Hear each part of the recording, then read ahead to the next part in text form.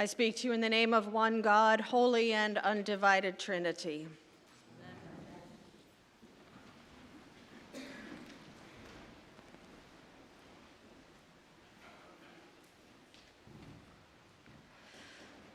The beginning of the good news of Jesus Christ, the Son of God, is an uneducated, impoverished, wilderness-dwelling man named John crying out, trying to get everyone's attention. As we drop in on him this morning, John is quite busy baptizing all of Jerusalem and Judea. And as they came to him, the poor, the uneducated, the priests of the temple, the wealthy business people, John did what prophets do. He looked them in the eye, held up a mirror, and told them the truth about themselves, about their world, and about their God. Prophets, despite common perception, are not forecasters of the future, nor are they always prognosticators of doom and gloom of a dire future. It is true that the biblical prophets had a penchant for predicting oncoming disaster, but that was not because they held some special knowledge of what was to come. They were simply folks who looked around and knew, based on what they saw, where their people were headed. They analyzed the now to tell people what was really going on in their world and to pave the way for moving to a different future. They are truth tellers, and they are rarely met with acceptance and love.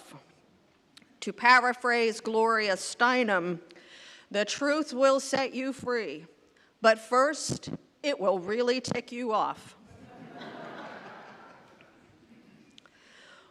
Most of us have at least some glittering images that we treasure, stories we tell ourselves about who we are as individuals and who we are as a nation that are often a little, sometimes more than a little off base. We hang on to these images, protect them fiercely, and get pretty angry when someone challenges them, when we are forced to see the truth because it is no longer secret or suppressed. And what happens when we aren't forced to see, when truth is suppressed?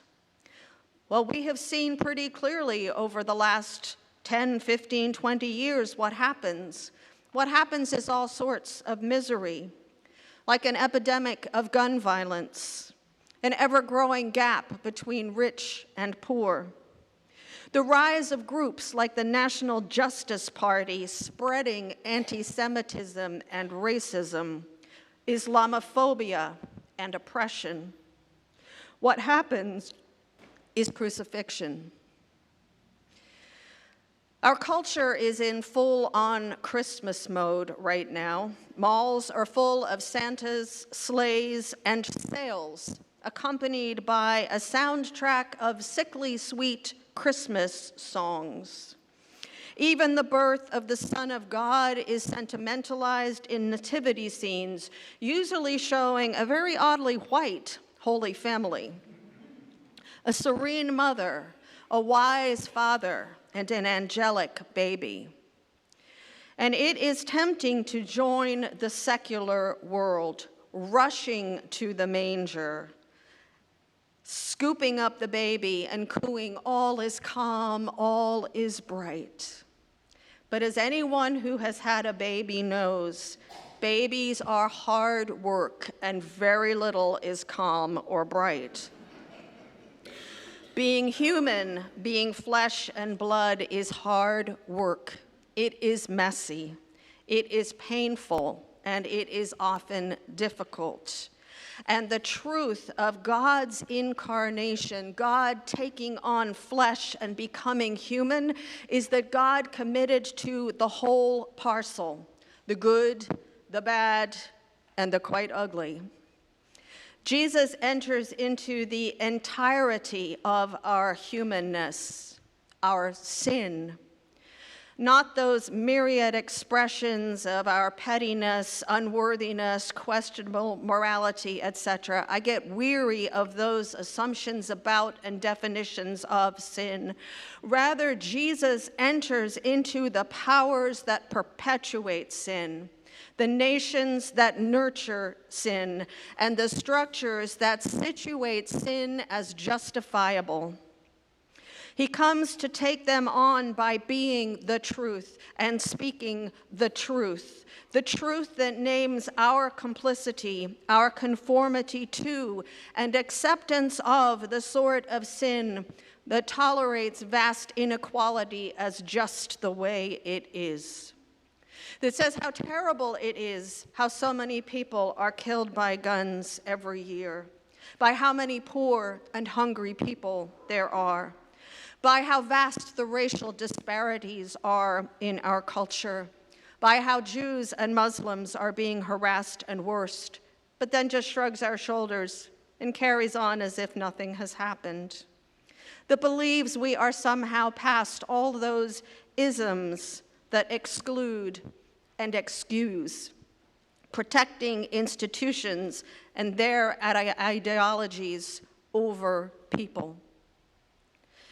As Caroline Lewis writes, it is telling that the beginning of the good news of Jesus Christ happens not in the middle of the richest city in Judea, but in the middle of nowhere, proclaimed not by one of the temple priests, but by a non-credentialed nobody. The good news of truth and justice for all will be carried out by the prophets willing to accept all and not willing to accept a peace that is no peace, but rather the absence of justice. The truth will be known in the outskirts, in the unexpected places, the spaces where boundaries have been crossed and that needed to be torn down long, long ago. The truth will not be shouted from the top of a temple or from the halls of what we call justice, but from towns like Ferguson or Flint or maybe Chestertown.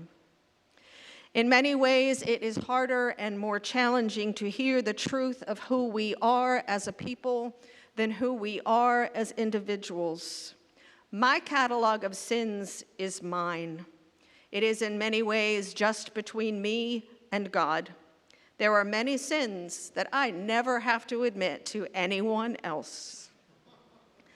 But to admit as a people and a nation that we have gone off the rails, that we are not a just society, is harder.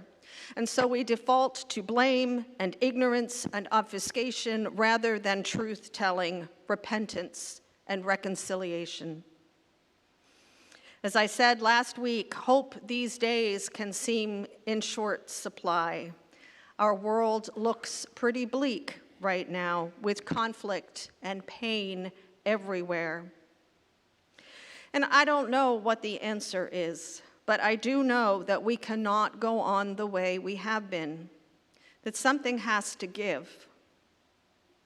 I know that that will begin with people in and people with power listening to the experience of others, those without power, and hearing their truth, no matter how painful it is, and not rationalizing it away or claiming to know what it feels like. I know that justice really only happens when truth-tellers at the margins speak or scream at those in the center to get our attention, and that such screaming is not and cannot be pretty or polite. It is challenging and it is difficult, but it is the only way we will move forward, begin to live into God's dream, into a world where every valley is raised and every mountain is laid low, That can only happen when we name the truth of our structures and our institutions, when we look at the power we hold derived from our race, gender, religion, or wealth, when we acknowledge that the path through the wilderness right now is anything but straight and level. There are glimmers of hope, signs that perhaps many of us who have studiously avoided the mirror are at least glancing at it sideways and being a bit disturbed by what we see. But we cannot declare victory and go home. Renee McKenzie, the former vicar of the historic Black Church of the Advocate in North Philadelphia, preached this a few years ago, right after Michael Brown was shot in Ferguson, Missouri. I've paraphrased parts of it so as not to claim her experience as a Black woman as my own. She writes, "What we do know is that it will take many, if not most of us, working together to bring about God's demand for justice for the least and the lost. It will take us, the church, to power through the stagnant reality that compromises the future of our children. It will take us, the church, to be a force for what is good and uncompromising. It will take us. There's no room for retreat. There's little room for individual gain, and there's fire at our feet. But we come to the struggle bearing the good news. The good news is that the church has a blueprint for success, and we call that blueprint Jesus Christ." This season of Advent finds us waiting for Christ to return. And this Advent, we see that we are called to proclaim freedom and to demand justice, to serve God by serving God's people, the least, the lost, God's beloved. This Advent, we are presented with the opportunity to do more than simply say our prayers. We have the opportunity to live inside a revolutionary moment and hold open the door for Christ when he returns. We know that God values justice. God demands justice. We know that the struggle for justice will be long and difficult, and we know that hope is at hand. Even now, in the wilderness, mirrors are being raised, and we hear the voice of one of many crying out, "Prepare the way of the Lord." May it be so.